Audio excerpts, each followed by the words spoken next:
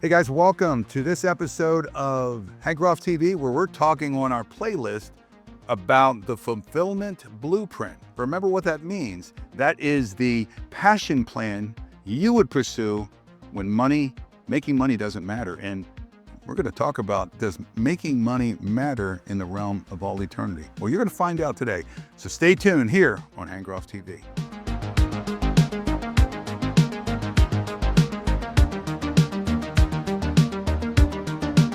Guys, welcome back, everybody. We are excited to have our guest on. I want to welcome you here, my man. Thank you. I am so excited that this gentleman, we have been trying to get you on what now for weeks. Yeah. We were going to try to do it, and then something happened, and you're buying a business. Yeah. And that's really exciting. But I want to introduce you guys to Zack Spain. Zack and I have gotten to know each other, I guess, Zack, for, God, it's been 6 months or more. Mm-hmm. And here's what we're excited, guys, because Zack has the most incredible story I think I've had anyone on this show yet. We've had some incredible stories, Zack, about Tommy Ferretti. Tommy is started, I think you heard about that, his ministry to men who are at the very bottom of life, and it's called Foundations of Freedom. And he's helped hundreds of men get jobs and get back on their feet.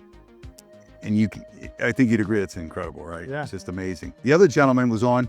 He uses his voice for the glory of God, and he sings, and it's one of the most beautiful operatic voices you ever heard. Awesome. And he's also on it. But this episode, you shared with me about what you've done, and I don't want to take it away. So I think we start with the story of really that night in Tampa when we had appetizers. You were like, well, let me tell you my story of how I got here today. So why don't you start with that?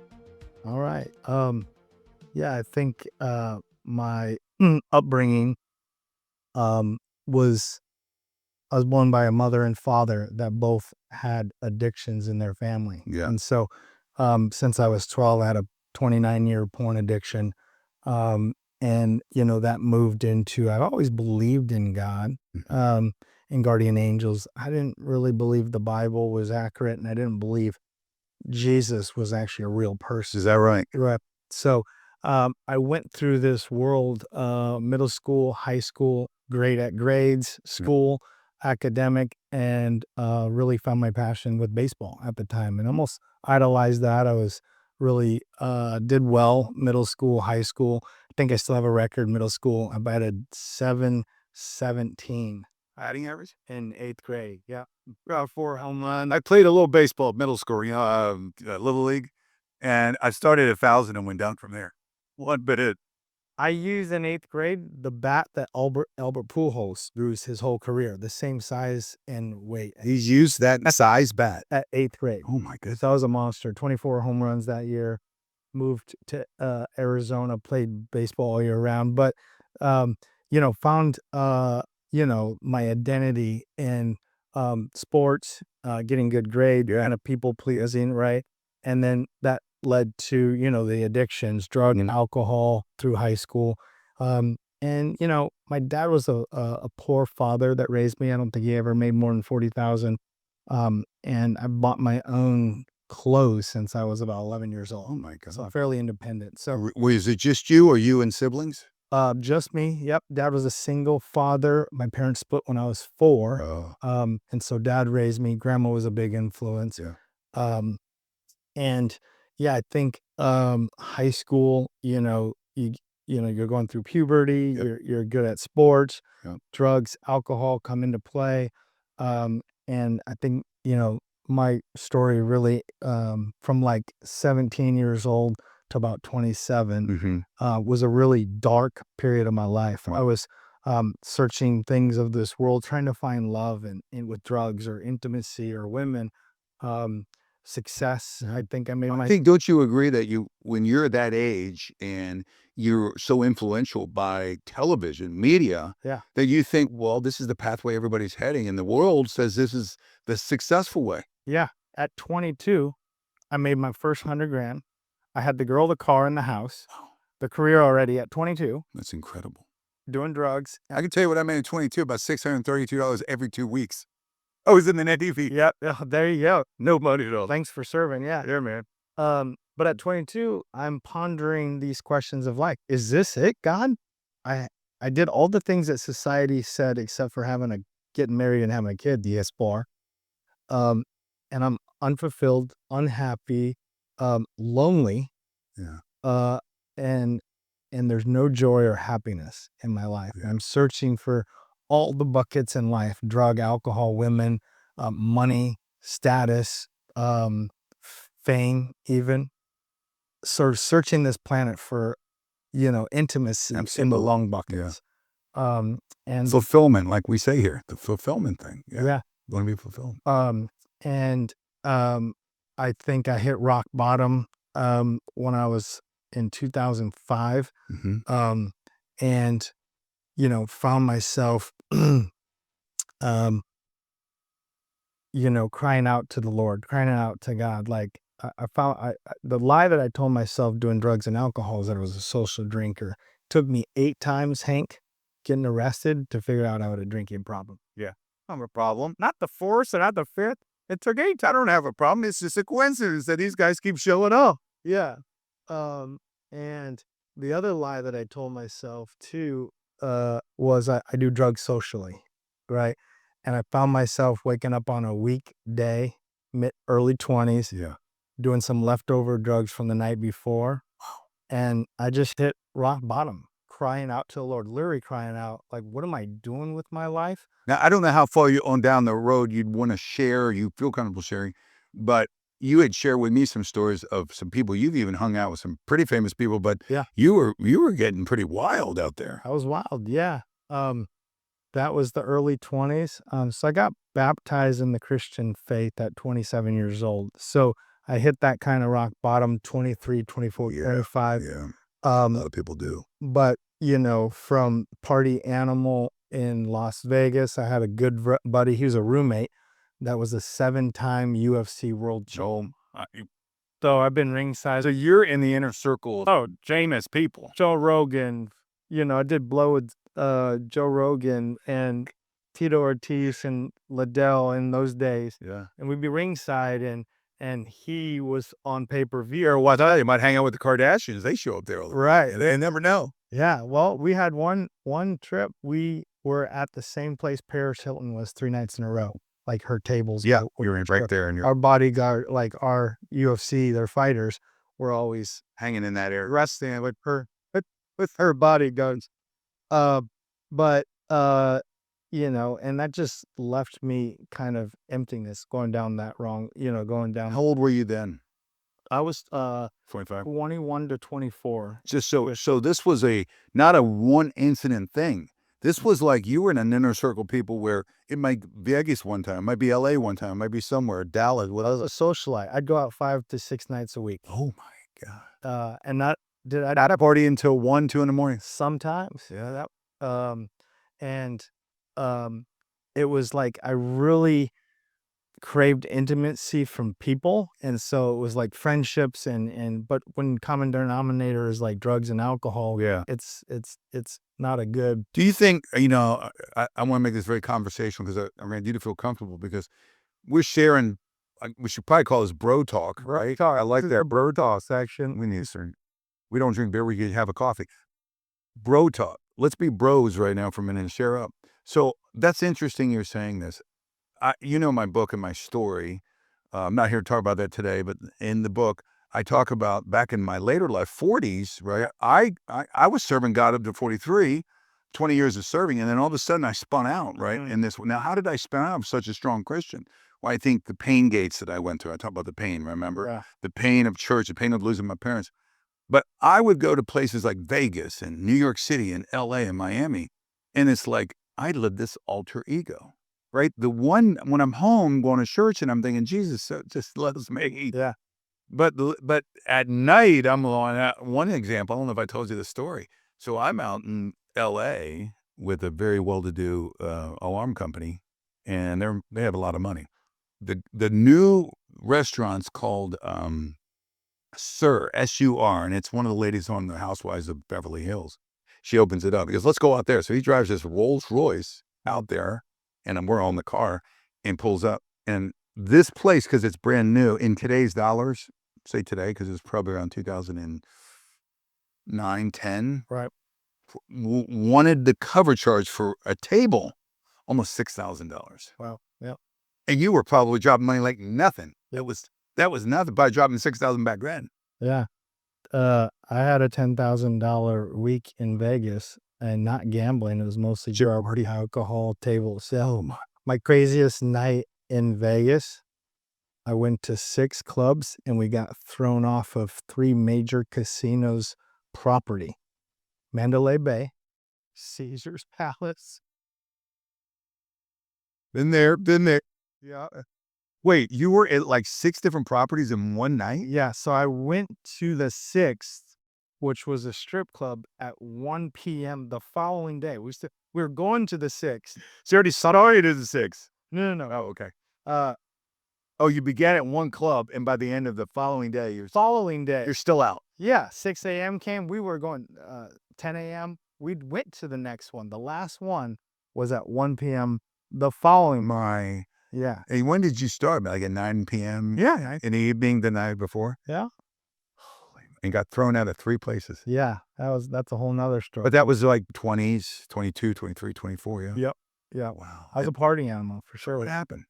On that specific, how to Well, just in general, yeah. How did you get out of that crazy world? Yeah. Because you told me something pretty violent happened to you, too. Yeah, I was mixed up with the wrong people, organized crime, Wait a minute. dealing drugs. You're serious? Yeah, yeah. My biggest drug deal, I think You said a story. I don't remember that part. yeah. My biggest drug deal was 100 pounds in the mail to Chicago from Arizona once. And living over and always looking over your back, Yeah. right? Having guns everywhere you go. I was like early 20s. This is your life. Yeah, and then hanging out with UFC fighters that At night. everywhere you go, people are When you said, you probably see Dana White, Rogan, always. yeah, 10 fist fights at least, and it was just Did you ever get to see Tiger Face? What's his name? Mike Tyson. No, Hey, Mike, what's up? If you're watching, Mike, we love you. yeah, T. Ortiz, Liddell, those type of guys. Yeah, yeah. So that was a crazy life. When I tell that to people, But the entire time miserable, not really happy. like you have your personality, like people like you and you're fun and you're wild and you have no fear and people want that, right? But it's all masking this inner trauma, hurt, and craving for intimacy. I was just looking for it in the wrong places. So true. Yeah.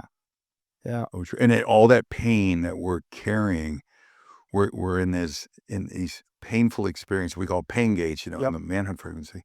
And we really want love, but bitterness. Then from pain goes bitterness, anger, and pride. And pride's what really drives us For sure. down to the me frequency, the me monster. Yeah. And that's what you were living. Yeah, it was. And, How do you get out of something like that? I hit that rock bottom. So I think I was 23. I had a vendetta with a guy that went to a rival high school, and it carried off into early college in my town of 1 million in Arizona. And I've been shot at. I've had to shoot at others, right? But we met one night to end this beef, and I didn't, guns and knives, were starting to become a thing. And I was fine fist fighting, but I didn't want to get shot or stabbed sometime. Yeah. You didn't want Right. And you were afraid of death. so I'm like, let's set up a fight, and let's end this beef. I don't care if I lose or not. I'll shake his hand, and I'm a good sport. Yeah. And met this guy. We surrounded by 25 people. There was 5 of us. They kicked in all my teeth with the back of a shotgun. So from here to here. So your intention was to just mano a mano, man to man, Yep. fight, and they ambushed you essentially. Exactly. Yeah. Oh my God. I was left on the ground with a shotgun to the back of the head, and it went off. I had the bullet hit the ground next to my face, and there was burn marks on my face. Oh my God. I went to the hospital. I thought I had broken nose. Whoa. So you're telling me you're at the ground, a guy's got a shotgun to your head. I was face down, execution style, barrel of the shotgun on the back of my head. There was a tussle, a large hit. Someone said, no, gun went off, and the bullet hit the ground, and I had bullet mark. Oh my God. I had burn marks on my face from now. everybody scattered. There was 25 people. Are you able to share what city you were in? Or Yeah, I was in Tucson, you Arizona. were there in Tucson? Yep. Okay. And Wow. you know, it was You were 24 years old. yep, 23, 24, somewhere in there. Yeah. Well, Got to the hospital, lived through it. I was back at the bar like 2 weeks later. yeah, it didn't scare you enough. And I had busted mouth, swollen face, everything. You know, I knew I was protected that night. Like I said, I always believe in God. So I literally prayed Yeah. for guardian angels. I think God spared my life twice that night, in a sense. And so there was tons of gunshots going off after the one on the ground. And one of the friends came. Did anybody get killed? No one died that night. Okay. No. And somebody picked me up. One of my old high school buddies hospital, yeah. took me to the hospital, and I was fine. So that was a big wake up call, right? I had this high, you talked about pride. I had this ego and pride that I was invincible. Yeah. And this was a little reality check, a little one that you're not, right? And you're It's so funny. I know you now, and I know what a kind, gentle soul you are, and that beautiful smile, right? And that way you get a good smile. But you were a hellion, man. And I, as big as everybody thinks, Hank must have been a beast. I was like, hey, everybody, I did do it. That wasn't my world was more sexual and more like, you know, the parties and Mr. Personality. It wasn't the violent side. yeah. But that I saw guys like that, and I saw guys who at 18 died. Yeah. 2 of them did. I think it happened in like my freshman year in high school.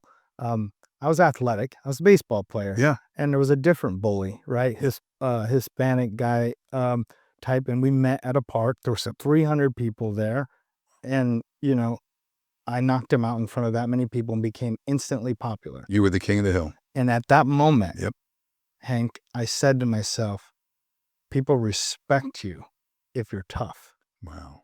Right. And so you had the flip. Yeah, you had this guy that was good, like I was good before that. And then in high school, because people like you if you're tough. So hence hanging out with UFC guys and state champ. That's just even created more of a persona. Yeah, it was. I'm the badass. It was a badass. Yeah. And we were a badass. Yeah, you know, like literal. And then I remember the day when it was just fist fights and keg parties and fights. Then I'm like, I see out people using guns and knives, and so you got to have guns with you. Because they don't get in elevators. Oh, they don't use it against you. Yeah. And so there was a time I didn't think I'd live to 25. Yeah. You know, Did you ever think, as you were approaching 25 and thought and had been thinking, I may not make it to 25, that you almost thought, I'm coming near the end? yeah, for sure. That I may, I've always thought 25 is going to be it. And I'm about done. Yeah. Wow. Yep. I was definitely there. That's ultimately why I scheduled that fight. Is there was about 2 years of looking over my back for this guy, right? Because of this vendetta we had. I mean, they jumped people at our previous high school, college. They put people in the hospital thinking they were us. Oh my Like God. it was this 2-year war. It's constant, Like, yeah. chasing after you guys. Yeah. That must have been tormenting. Huh? It was, and then combine that with drug use, partying, and being out and no fear, right? And then you start getting. Is your dad alive at the time, and do you still have a relationship, or is he already passed at this time in your 20s? Yeah. Dad, I lived a double life, Hank. I would go to Olive Garden on Sunday with them. They had no flipping idea what I was up to behind everything. I never knew you were Nice polo, and you know, like, and then it leaves to go to the UFC party. yeah. Fly to Vegas, whatever it was. Crazy. Yeah. No, me and my dad are like best friends now. So that's great. Praise the Lord on that. And he is serving God. And He is, yeah. So let's move forward because I know that we want to get to the good, juicy part. Yeah, for sure. So you're now at this place where you're 24 years old. You were shot at. You almost killed. You're in the hospital. Now what? So recovered from that, and I think that was the start of me deciding for myself, enough's enough. This lifestyle is not sustainable, obviously, right? Obviously it's not sustainable. And you start to think, I do want to live. Yeah. I don't want to die. Well, I was at 23 and I'm like, well, I already have the house and I'm in college, right? All of the things. And I kind of hit rock bottom, like I said, right then, shortly after that. And I packed up all my things. I prayed about this and I just felt led that I needed to leave this area, Tucson, Arizona. I had so many bad influence. I was so popular, right? Um, all the temptations, strip clubs, party animal, throw a party, all of that, that whole world, that party scene I needed to get in, and the drug scene I needed to get out of it. So moved to Phoenix, Arizona in 2005. Best That's about 2 hour drive, I think. 2 hour drive. Yep. Finished college there. Girl introduced me to the church, and that's when I really started my 3-year journey. I always believed in God, like yes said, but I didn't want to believe in a lie. So I started to investigate Christian apologetics, Yep. all the objections to the Christian faith. So how does God and evil coexist? We want to almost disprove Christianity by researching it to the point where Christian apologetics was proving itself true. Exactly. Lee Strobel was the inspiration. He was an atheist. His wife got baptized in the Christian faith. He was a investigative reporter, and so he tried to prove Christianity wrong. Yep. And in doing so, Yeah, and he wrote a book on it and doing so. And so I was like, so I followed that path. I read his book, and as a salesperson too, for 25 years, it had all the objections that you have, like in the sales, right? yeah. And overcoming those objections. But the Christian worldview actually has evidence, real evidence. It's not a blind faith. It has evidence support all these things. So I studied all of the evidence outside the Bible of Jesus' resurrection, if that was going to be the central theme, right? I studied, all the philosophical arguments on like how does God and evil coexist. One of the hardest one. How does, this pain and world and suffering? How did God let, right, or allow Hitler do 20 million people, Stalin 6 million, all of that, right? So I was on that journey for about 3 years and finally got baptized. And that was the first best day of my life, was getting baptized. So you were 27, I think, right? I was 27, 2009. And it's so funny because I was so extreme sinning at the time. I didn't want to give up that last, premarital sex, right? Sure. Which is a big tough one for guys. And by the way, I was the first person I knew as a peer that was a Christian. Wow. I knew I'd lose all That entire circle of involvement, Yeah. nobody was No. done. So I knew when I became a Christian, I would be persecuted, I'd be ridiculed, and I endured all of that. But that being said, the Christians were the ones that kept me away from being a Christian. And let me expand on that. I saw these humans' behavior. I'm like, how could they be a Christian when the behavior doesn't necessarily replicate that, right? So I knew I didn't want to be a hypocrite when I didn't want to keep having premarital. Does that make you almost think, as you've read the Bible and you were probably devouring it, like most of us do as young Christians? Yeah. When you read that scripture, it says, many will come to me and say, Lord, Lord, did I not prophesy in your name? Did I not speak tongues? Did I not heal? And he said, depart from me, I never knew you. So they carried these words, these words as if it's the lingo, the Jesus lingo. Yeah. But when no one's around, how do they really live? Right, exactly. Behind closed doors, or, kind of living a double life in that sense. So for me, I knew I couldn't be a hypocrite. So I almost scheduled out my baptism because I wanted to get all the, sin out of my system. Yeah. So it's funny. But yeah, been celibate since 2009. What? From a guy that's been with 3 different women in a day, I never knew that was possible.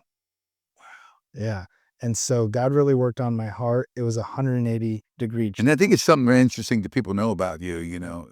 I can't wait to get to where your fulfillment blueprint, what we talked about in Africa. But that's amazing to me because you're a man, good looking, done well business-wise. That's how we met in the solar world. And you aren't currently married. Correct. No. Single. Yeah. No. Yeah. And I think for the first. Ladies, if you're watching, I don't know which way to look, but this man Yeah. is available. Do the right one. Yeah. And I think the Lord has, and we can kind of lead into the vision for my life. He has big plans for my life, and I really do. I want to be a father. Yeah. I want to be a spouse. I can't wait to have a family. What's that? That's a lot of years you've been celibate. And Where were you working at, by the way, when all this was happening? What kind of job did you have? 27 years old, you get baptized. Door-to-door sales, 12 years. Really? So I was a door-to-door salesman. So inside of that, I'd work summers, right? Again, double life. What'd you sell?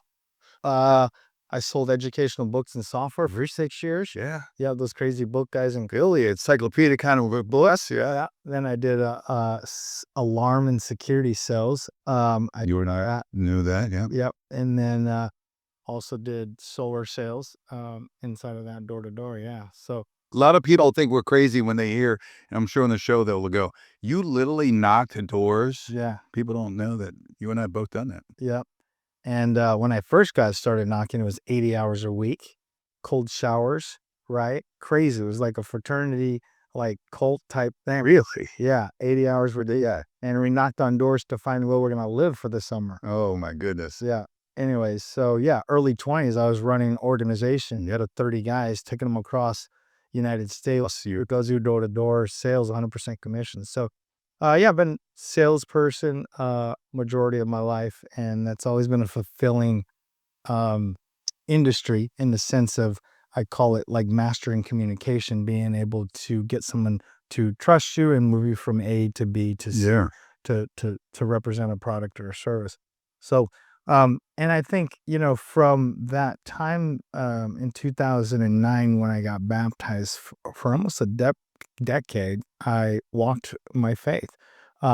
2017 to 2020 is when I went to Bible college, Mhm. and I wanted a little bit more formal training in defending the Christian faith, Yeah. Christian apologetics. So I went into apologetics, um, was doing it part-time masters while I was in a career of consulting, flying around the United States. So um, I was doing it all remote.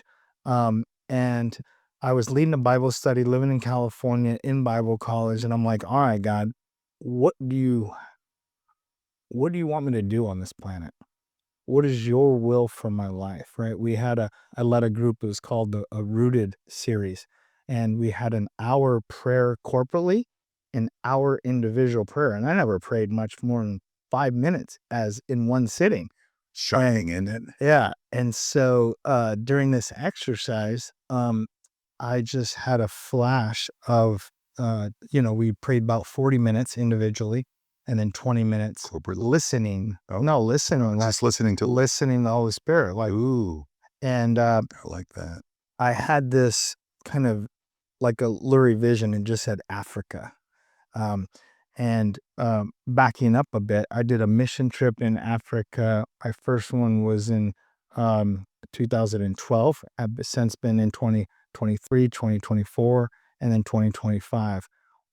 But this were in 2017, and it said Africa. And I've always been a serial kind of entrepreneur. Yeah. And so I knew at some point the goal would be to start a nonprofit. Wasn't sure at the time what we'd be doing. Um, Africa, I knew would be the first kind of partnership because I had a local pastor that I stayed in touch with for about a decade that I was supporting. And when I had the vision from God in Africa, I knew one person in Africa that I trusted, and it was him. So, And how many people know people in Africa? That's yeah. So I can lead into Big Love Foundation. I did mission trips under Big Love Uganda 2023, 2024, launched Big Love Foundation this calendar year. We incorporated in like January, and then went on a big mission trip this September. Now, it's Big Love. It's a great name, by the way. Is Big Love something you created from? Yeah, so that's a good question. That leads into why we called it Big Love, right? For me, I really thought through it. The name Big Love comes from um, the Great Commandment, right? Love thy neighbor as thyself, right? Well, for me, I had a lot of challenges with body image, loving myself. How are you going to love your neighbor if you're having a hard time loving yourself? So you have those spaces or those seasons that you grow in self-love to be able to love your neighbor well. And then the second part of the big commandment, right, is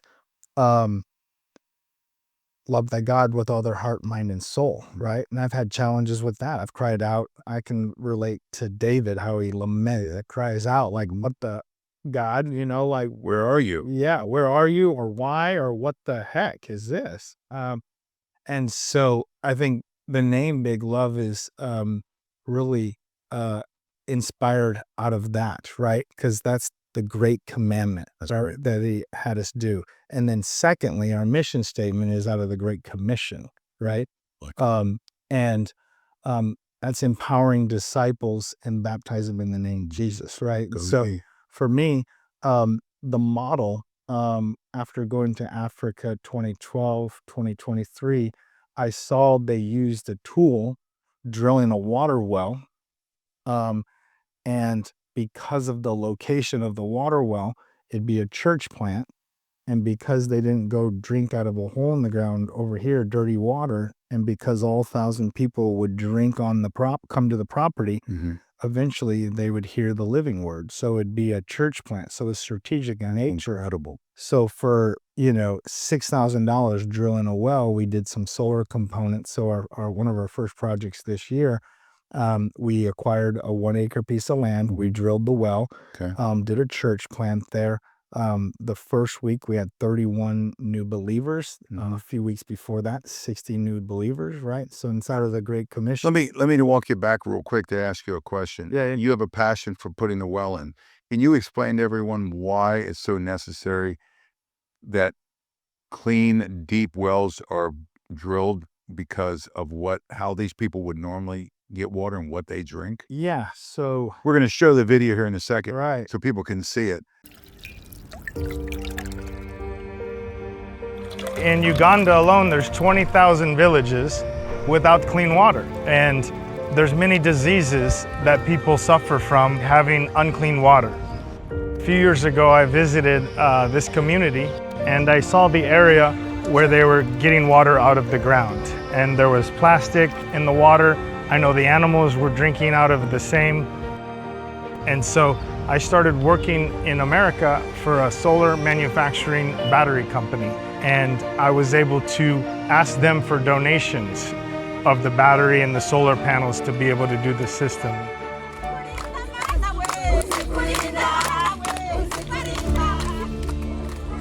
It's been my privilege to be able to make an impact in this community.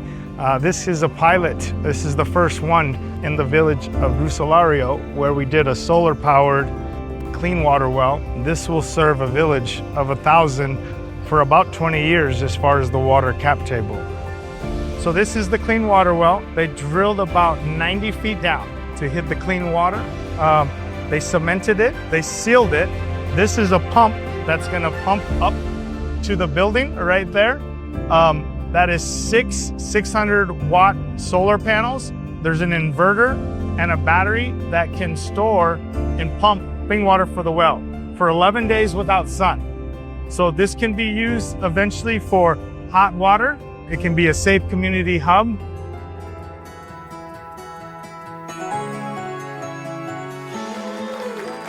I got baptized in the Christian faith in 2009, and that is my favorite day of my life. I would say September 2nd, 2025 is my second favorite day of my life today.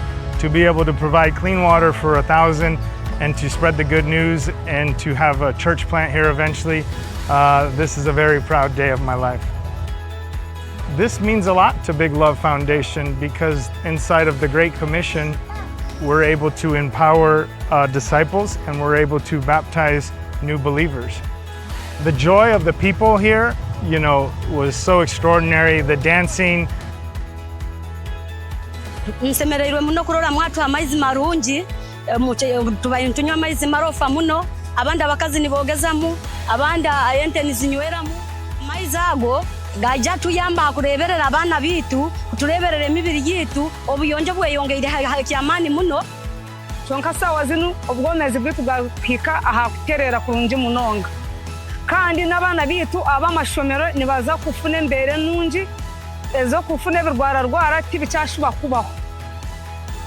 Kimwe mu bintu byatuma erizo abantu nibashemererwa nibazina nibaguruka no kureba ati baragaruka kuza kutayisa ekidomoro omu mizi nibadimbikamu ahubwo kujya kuta ahananka ompo amizi nigi.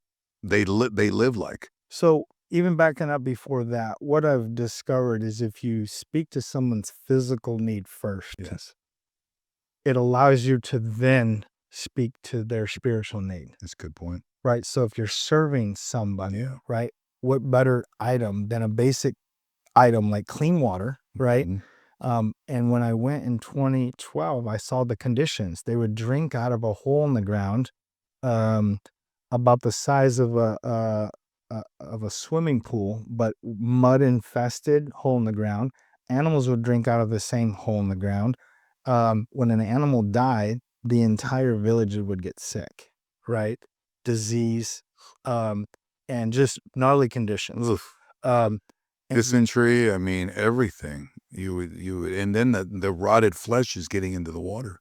yeah, and then who knows what's happening upstream? And then they're washing themselves. They don't have showers, right? Yeah, it's Um, leaking in. and so they don't understand hygiene quite the same way we do here. Yeah. And a basic simple need is clean water can become a tool because you can provide the clean water. Yep. And if you can do it on a church, on an acre of land or your own land, now the people of the church can speak to their life over the next few years. That's and really incredible, yeah. really grow it that way. Whereas before they would go kind of out of the way to get the water. Just a neutral place, right? Yeah. And in some of these places where you're placing wells in, it's not necessarily everyone's a Christian. There might be Muslims, there might be Hindus, there might be Yeah. Buddhists, there might be. This last church plant, one of the inspiring things was I was there in 2023, and there was a cult, and we're in the middle of nowhere. And we pull up. I had a team of 6 missionaries with me, and we pulled up to this school, and it was kind of eerie because the cult leaders were holding these kids to come from coming because they knew we were Christian. All we had was stickers, and we had some bubbles and some gifts we were gonna give them. We weren't gonna do much more than that. Yeah. And they were holding their kids back from that. And one of the girls got out with these bubbles, and they never saw bubbles in their life. So that if you want to lure a 6-year-old, just show them bubbles for the first time. So we had 200 kids. Oh my swimming. God. They came out, and we were hanging out. And Raymond, the lead pastor, pulled me aside, and he said, "Yeah, this is a cult. About 20 years ago, a bishop from the Catholic faith started claiming he was God."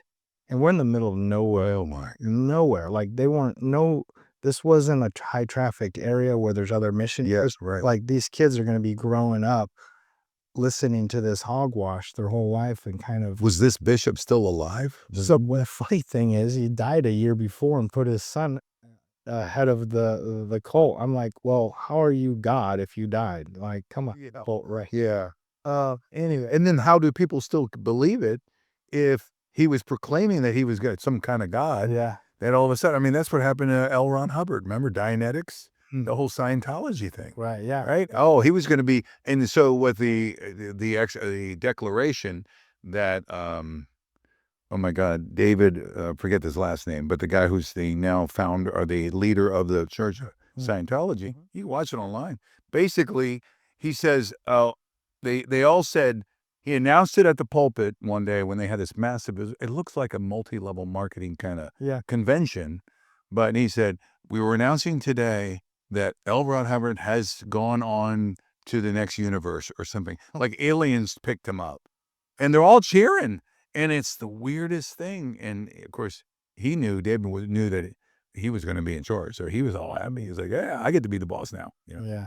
But he died. He didn't live forever. Well, it's sad for me to see that this large group of people would never hear the gospel. And so our first church plant, I knew where it was going to be. It was going to be a couple 100 yards from there. Yep. So now all these kids are going to be going to get the clean water, fill up these buckets, and they're going to hear the living gospel. That's beautiful. They're going to hear the truth, and they're going to be rebuked. So it was a strategic play doing it where the... Well, I've got a couple questions. Yeah. I got to go back for a minute too, and then I want to ask you about where do you find the pastor? Before we talk about that, before people came up with the idea that you could use batteries charged by solar to create the flowing of the water, the pumping and all that. Yeah. Because I heard about these wells being built where before this whole solar thing existed, the kids would play on a merry-go-round kind of thing, and it's the spinning centrifuge or whatever, the spinning motion Right. is what pumped the water. Yep. But that only lasts until somebody stopped spinning, I guess. Correct. So how long has it been that, and of course you can share your story, how you worked for a battery company. That's where you and I met back in April. How did the whole solar battery concept come into play, and how did you guys bring it in? Yeah. So good question. So this group under Raymond had done 6 water wells without a battery.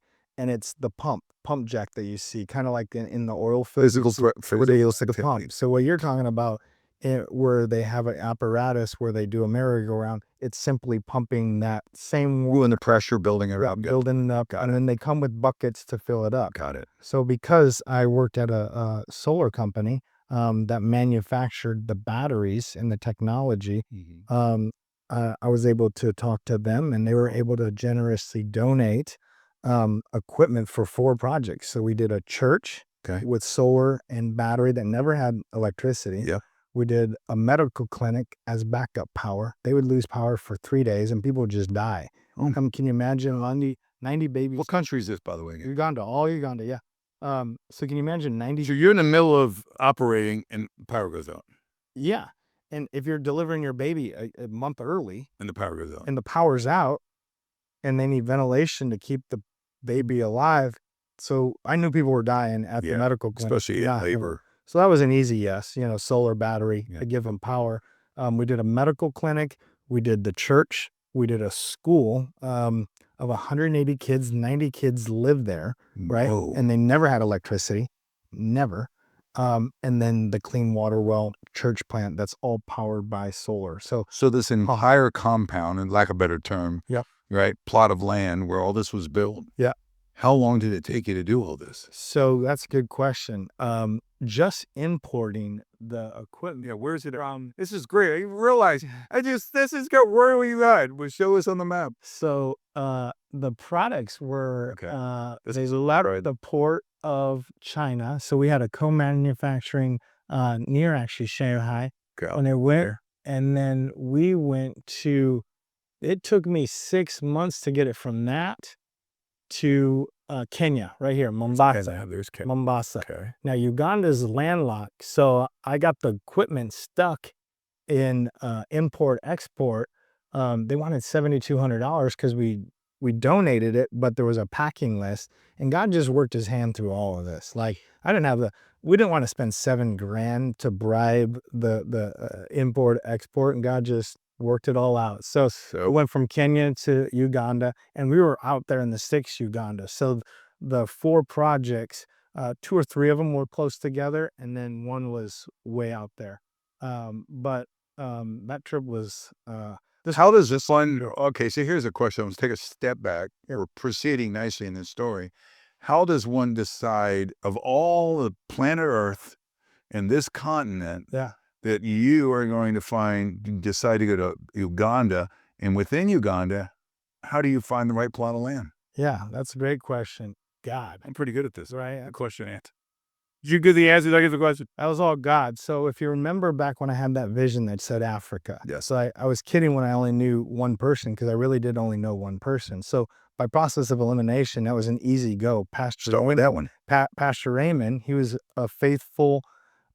He led and oversaw about 7 different churches. Okay. So I knew he was the person I was the partner with, right? So when I let him know that we had some donations and some funding to do this, he was the one, through lots of prayer, found the acre of land. We got that donated, $3,000 for an acre of land. Mm-hmm.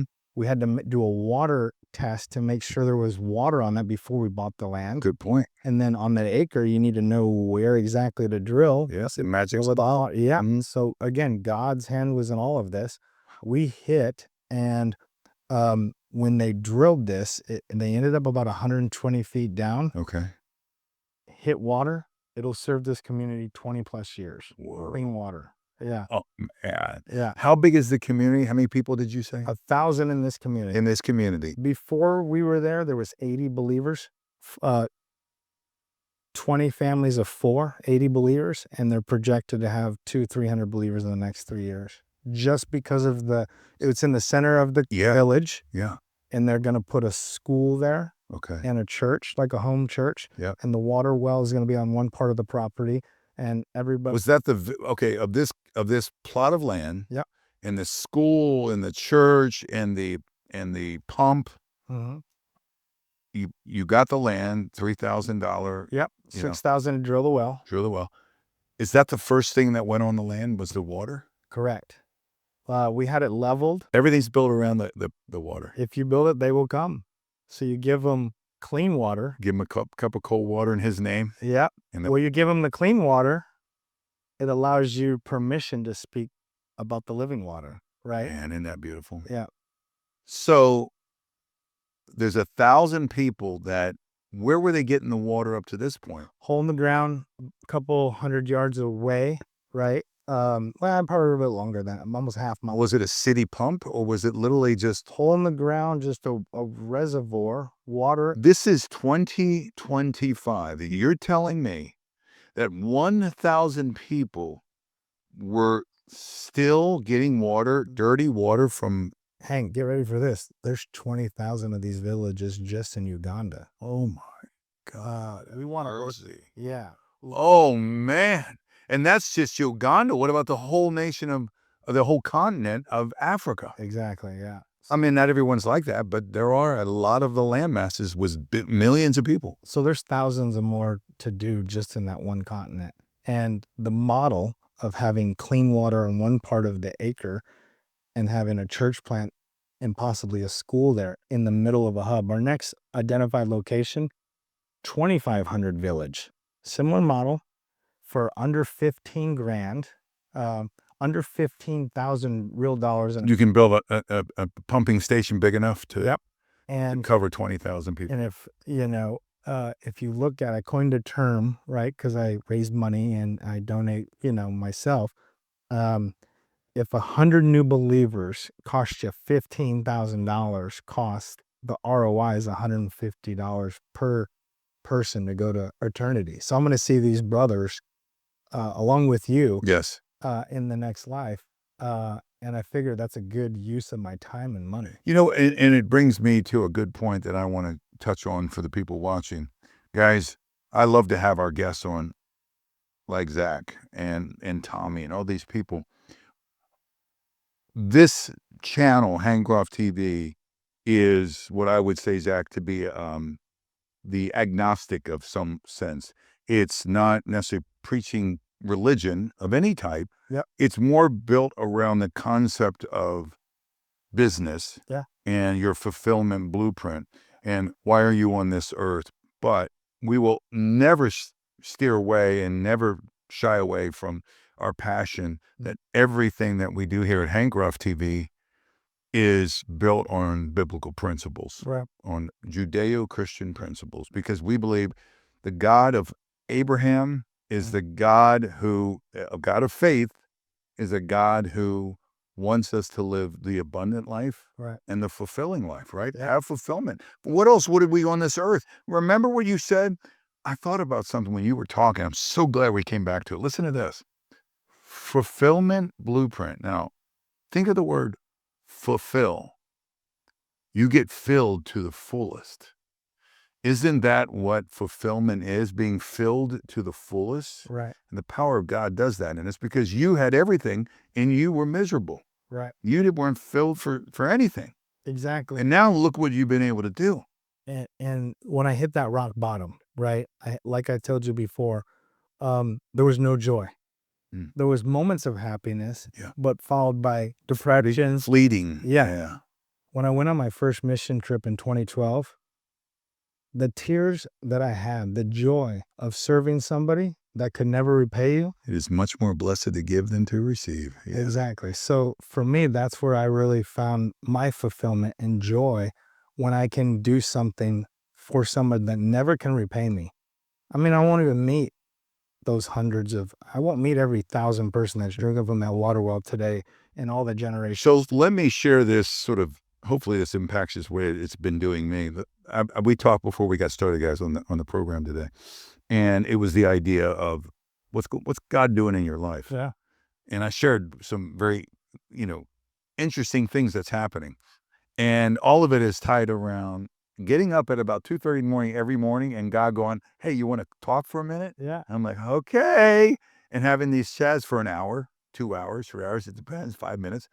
But recognizing that I'm 60 years old, as you know in the book, and I'm just going to hold it up. Yeah. This book that I wrote, The One Day Gift, it shares that life is like American football, where there's 4 quarters and a halftime. Yep. 4 quarters of 15 minutes each, that adds up to 60 minutes, right? Right. And a halftime is typically, if you watch on TV, about 20 minutes before you come back. Yeah. That's 80 minutes. Our life's like 80 years. So when I'm in the fourth quarter, I just entered the fourth quarter of the game. Yeah. And that's the coaching. In the book, the One Day Gift, we talk about the coaching years, or the fourth quarter is the coaching. We want to coach and help pass the baton to others so they can carry. And the purpose of having Hank Roth TV and the Fulfillment Blueprint episodes playlist is to have individuals like you who have a passion to do something, of laying up treasures in heaven. Yep. This subtitle says, enjoy the adventure, finding treasure in your present. It shows a picture of a gift. Well, the present's now. It's today. I always say we should have opportunity awareness, right? Because God's trying to show us. And look what happened with you in Africa. And now what you're doing. Well, I bring this up to say that my nonprofit organization, you have Big Love, I have TMF Warrior, is I want men to go from being a mere man, a worldly man, to being a powerful TMF, which stands, as we know, for the manhood frequency, right? Which is this book, that men would be transformed and begin to be better husbands, fathers, servants, and leaders. Well, part of only becoming a great husband, father, and servant leader is when life ain't about yourself. Right. It's about, okay, I'll give you an example. Yeah, man, I'm really sort of tired of being embarrassed about it. In fact, I'm addicted to pornography. I wake up every morning and wish I could get rid of it. Well, yeah, of course, that's great. You should. And man, I wish I'd stop masturbating. I mean, this is whatever men are struggling with. You might want to cut that out. We'll think about that. But the point I mean is, I'll say it again. Men are struggling and they're looking to becoming better inside. But I have found that sometimes the greatest way to be transformed internally is to give externally. Right. And your passion about doing for others as you would have them do for you, and giving back, which is the great, like you said, it's the great commandment of love. We want these men, whether they're businessmen watching this channel or whether there's people watching TMF Warrior who want to be better warriors, we want people to start going, hey, I want to be a part of that. Right. And get involved with people like you. Yeah. That's the whole reason we're doing this. Awesome. Yeah. Well, thanks. It's been a privilege. Thanks for having me. For me, it's always been, how can I be a good steward, Lord, of my time, my treasure, and my talents, right? How can I maximize my servanthood life, right? You mentioned earlier, I'm single. It's tough being lonely and single and, going through this life. And I know that God has me in this season to serve others. Yes. And if I can be in the posture to learn how to serve my neighbor, love myself, love my God, right? Yep. That process, to your point, is sanctifying us. It's growing us. When you get your mind off yourself, I was littered with addictions. I have 10 and a half years, no drug or alcohol, since I shared the earlier. 2.5 years now, no porn, right? I struggled with a food addiction for 15 years. I'm down 20 or 30 pounds just in the last few months. I was once 302 pounds. Whoa, what? I'm 226 this morning. Good though. Food addiction. Are you about 6'1", 6 foot? 11. 5'11". Yeah. And so, my whole story has been littered by addiction and hurts and hangups. And although God showed me that I was dependent, I needed to be dependent on Him on a daily basis to get through this life. And once I submitted and surrendered, the quality of life, the interior that you talked about, and being able to serve others, being available to serve others from an emotional and mental perspective, that's what heals you from the inside. It does. Yeah. It does. Yeah. So let me ask you this. We've got people who are watching the show, and while we're not a huge channel right now with people, thank God we have people that really enjoy these episodes, but I believe one day this episode, hundreds, thousands, millions will see this.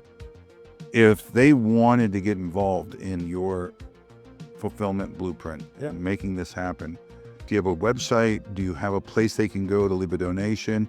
Or better yet, maybe even give some of their time to get involved? Yeah, so we have biglovefoundation.org.